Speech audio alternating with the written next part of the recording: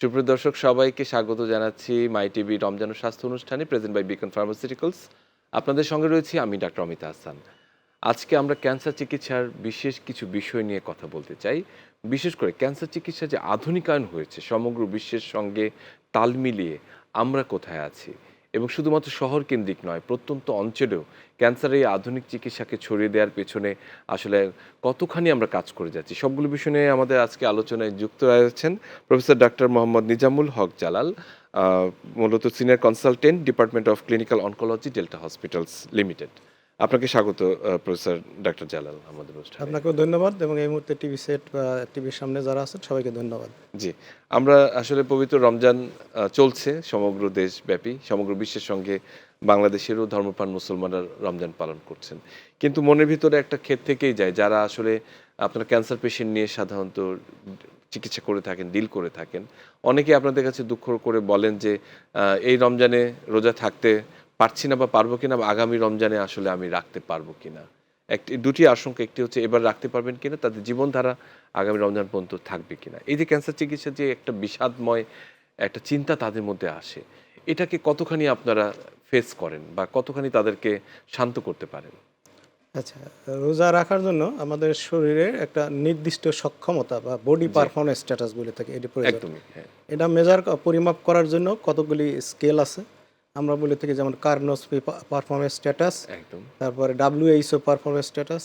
এই স্ট্যাটাস অনুযায়ী যদি আমাদের বডির সক্ষমতা 70% অথবা হু অনুযায়ী যদি 2-এর নিচে থাকে, জি। তাহলে সেক্ষেত্রে সাধারণত একজন ক্যান্সার রোগী রোজা রাখা অনেক কঠিন হয়ে পড়ে।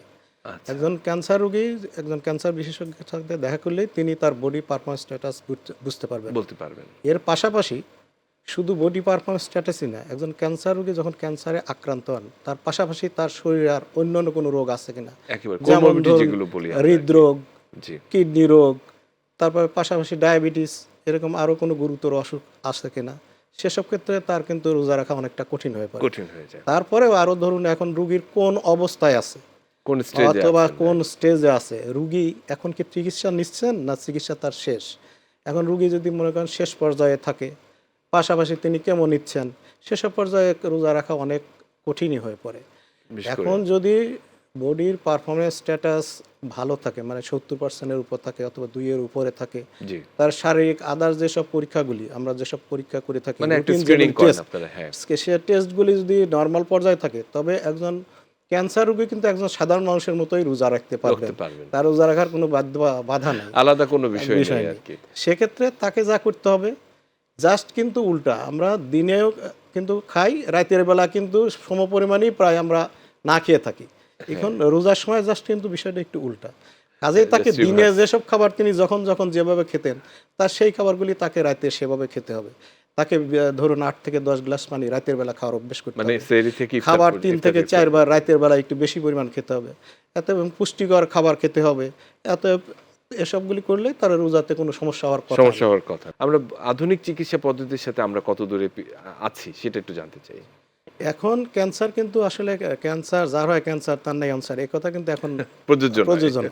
এখন বলা হয় সূচনায় পড়লে ধরা, ক্যান্সার রোগ যায় যে সারা। আচ্ছা। এবং ক্যান্সার অন্যান্য রোগের মতোই পুরোপুরি নিয়ন্ত্রণে থাকে যদি রোগী সঠিক সময়ে সঠিক পন্থায় সঠিকভাবে চিকিৎসা অবলম্বন করে। এখন ক্যান্সারের চিকিৎসায় কিন্তু অনেক আধুনিকায়ন, যেমন রোগ নির্ণয়ের পদ্ধতি। আগে কিন্তু শুধুমাত্র একটা ক্যান্সার নির্ণয়ের ক্ষেত্রে একটা চিকন সুই, যেটাকে আমরা এফএনএসি বলে থাকি, Fine সেটা needle দিয়ে পরীক্ষার aspiration। মাধ্যমে চিকিৎসা শুরু করে। তো এখন কিন্তু আর এটি নাই। এখন এর পাশাপাশি মোটা সুই, আমরা যেটাকে কোর বায়োপসি করা বলে জি, থাকি, জি, জি। কোর বায়োপসির মাধ্যমে সঠিক রোগ নির্ণয় করে রোগের ধরন নির্ণয় করা হয়ে থাকে। এর পাশাপাশি আরও যেমন ধরুন বায়োপসি, আমরা রোগী যেখানে ক্যান্সার আছে সেখান থেকে কেটে পরীক্ষা করা, সঙ্গে একটাকে সঙ্গে বলে পরীক্ষা করা যায়। পরীক্ষা করা, একটা ফ্রোজেন আমরা বায়োপসি বলে করা থাকি যায়। এক্সিশন বায়োপসি, আর একটা বলা হয়ে থাকে ইনসিশন বায়োপসি। জি। এর পাশাপাশি আমরা রোগ নির্ণয়ের পাশাপাশি রোগের যে পর্যায় আমরা স্টেজ বলে থাকি, স্টেজ নির্ণয়ের জন্য কিন্তু এখন অনেক আধুনিকায়ন। আগে শুধু কিন্তু এক্স রে আল্ট্রাসাউন্ডের মাধ্যমে শুধু যতদূর পর্যন্ত আমরা নির্ণয় যতদূর করতে দেখা পারি। যেত আরকি। এখন কিন্তু পাশাপাশি যেমন সিটি স্ক্যান, পেট সিটি চলে এসেছে। এমআরআই, এগুলির পাশাপাশি কিন্তু আরও এখন বর্তমানে পেট সিটি মাধ্যমে সারা শরীরে আমরা স্ক্যান করেও ক্যান্সারের স্টেজ নির্ণয় করতে পারি। আবার ধরুন চিকিৎসা পদ্ধতিতে এখন কিন্তু কেমোথেরাপিতে অনেক আধুনিকায়ন। এখন আধুনিক ইমিউনোথেরাপি এখন বেশ চাঞ্চল্যকর বিষয়। পাশাপাশি টার্গেটেড থেরাপি, এর পাশাপাশি হরমোন থেরাপি, আর এরকম আরও কেমোথেরাপিকে অনেক আধুনিকায়ন চলছে। একটা কোর বায়োপসি দেখা যাচ্ছে যে অনেকখানি ইনফরমেশন দিতে পারে। আধুনিক আরো পরীক্ষা যেগুলো রয়েছে, পরীক্ষার ব্যাপারে আমি অনেক সময় সিটি গাইডেড বা কোনো কিছু এগুলো কি আরো আপনাদের সহায়তা করতে পারে হ্যাঁ, কিনা? কোর বায়োপসি সাধারণত অনেক সময় যদি দৃশ্যমান কোথাও টিউমার থেকে থাকে সেখান থেকে সরাসরি এমনি কোর বায়োপসি করা যায়। কিন্তু যেখানে অদৃশ্যমান, যেমন বডির ভিতরে ধরুন ফুসফুসের মধ্যে একটা টিউমার আছে, একটা টিউমার আছে। সেসব ক্ষেত্রে কোর বায়োপসি কিন্তু করতে গেলে সিটি গাইডেড কোর বায়োপসি আমরা বলে থাকি, সিটি গাইডেড কোর বায়োপসি করা হয়ে থাকে।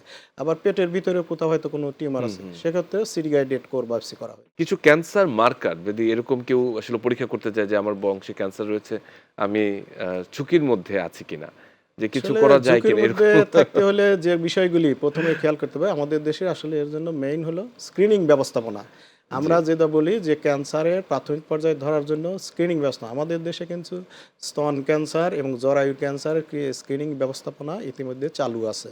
এসব ক্যান্সার স্ক্রিনিং করার জন্য রুগীকে সাধারণত, যেমন ধরুন স্তন ক্যান্সার ক্ষেত্রে হ্যাঁ, 40 ঊর্ধ্ব যেসব মহিলা আছে সবাইকে বছরে একবার অন্তত একজন অনকোলজিস্টের শরণাপন্ন হয়ে অন্তত একটা ম্যামোগ্রাফির মাধ্যমে এবং ক্লিনিক্যাল এক্সামিনেশনের মাধ্যমে তার শরীরে কোথাও কোনো স্তনের কোনো সমস্যা আছে কিনা বা এবং ম্যামোগ্রামে কিন্তু খুব বেশি খরচও না। খরচ হয় না, সেক্ষেত্রে কিন্তু প্রাথমিক পর্যায়ে রোগ নির্ণয় করা সম্ভব। আবার জরায়ুর ক্ষেত্রেও একই ব্যবস্থাপনা, সেক্ষেত্রে কিন্তু রোগীকে শুধুমাত্র একজন গাইনোকোলজিস্টের মাধ্যমে পরীক্ষার মাধ্যমে একটা ভায়া বা প্যাপস নামক একটা টেস্ট আছে আমরা বলে থাকি, জি, জি। এই টেস্ট মাধ্যমে একদম প্রাথমিক পর্যায়ে কিন্তু জরায়ু ক্যান্সার নির্ণয় করা দরকার সম্ভব।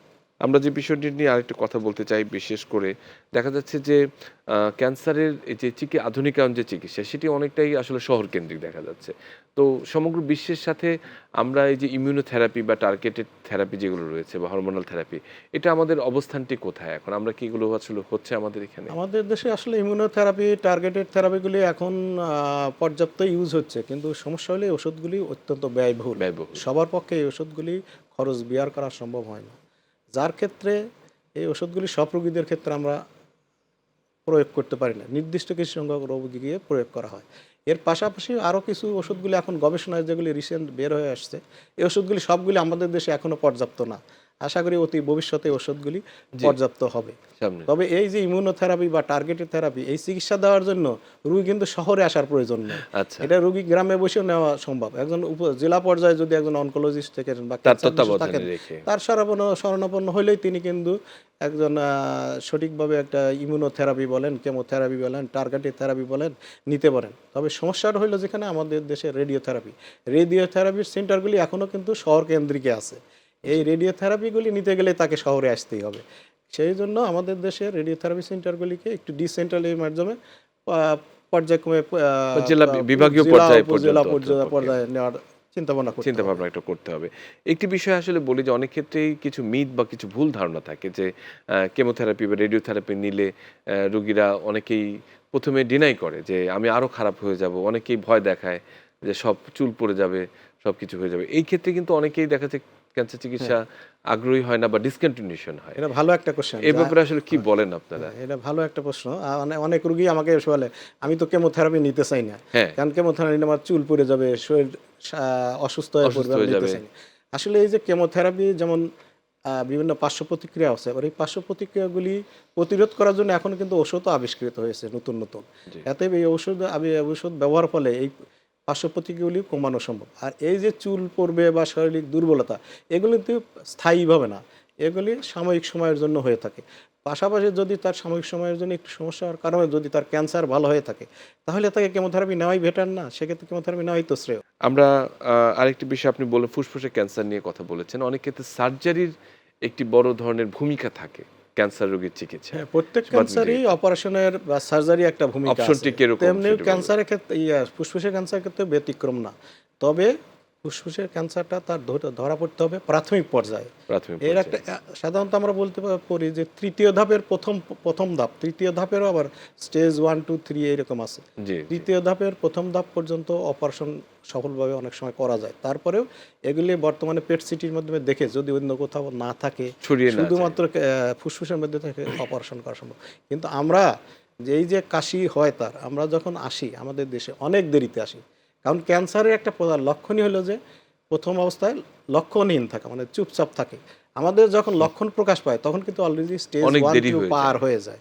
এই পর্যায়ে এসে তার আর অপারেশন করার মতো অবস্থা থাকে না। থাকে না। যদি রোগী প্রাথমিক পর্যায়ে আসে অবশ্যই তার অপারেশনের একটা সুযোগ আছে। যদি রোগী অপারেশনের পরবর্তীতে তার কেমোথেরাপি বা রেডিওথেরাপি দেওয়া হয়, এই রোগীগুলি সাধারণত শুধু যারা কেমোথেরাপি রেডিওথেরাপি গ্রহণ করেন তাদের চেয়ে অনেক অংশে ভালো থাকে। অনেক অংশে ভালো থাকে। আচ্ছা, সকল ধরনের টিউমারই তো আর ক্যান্সার নয়। মানে অনেকে কিন্তু আবার অযাচিত ভয়ও পায়। যে কোনো একটা দেখা যাচ্ছে বিনাইন একটি টিউমার, সেটাকে ক্যান্সার ভেবে নিজের ভিতরে আত্মগ্লানিতে ভুগছে।